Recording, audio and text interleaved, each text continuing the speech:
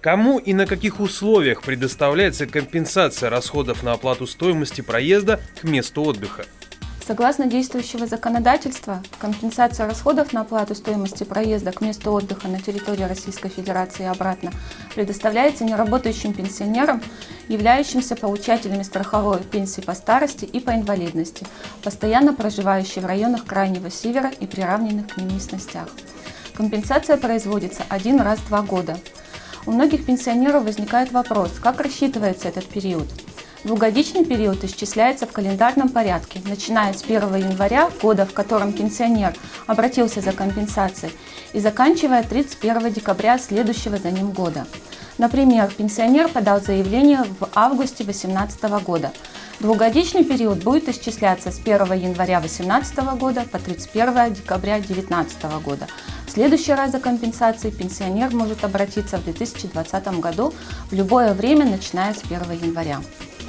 Получить компенсацию за поездку можно 2 способами. По заранее полученным в пенсионном фонде талонам и по фактически понесенным затратам.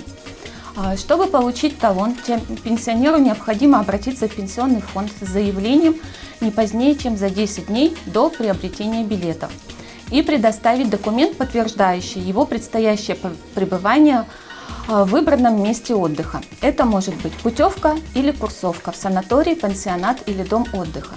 Если пенсионер планирует отдыхать у родственников, то необходимо приглашение с места предстоящего отдыха, в котором должны содержаться сведения о пенсионере. Это фамилия, имя, отчество, адрес места отдыха и период пребывания. После возвращения с места отдыха в пенсионный фонд обращаться больше не нужно.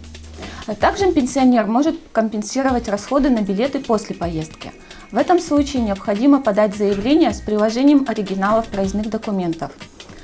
Компенсация расходов производится в следующих размерах.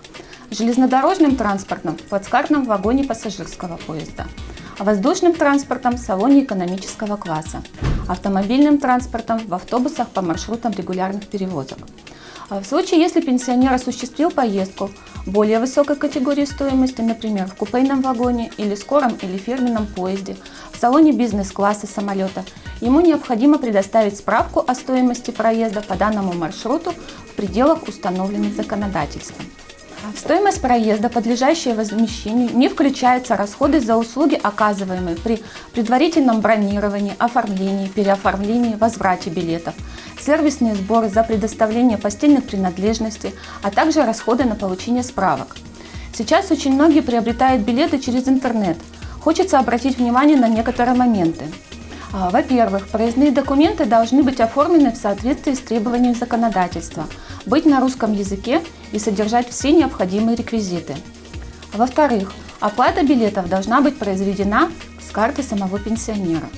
И в-третьих, в случае покупки железнодорожного билета необходимо предоставить контрольный купон электронного билета. А если приобретаются авиабилеты, должен быть маршрут квитанции электронного билета.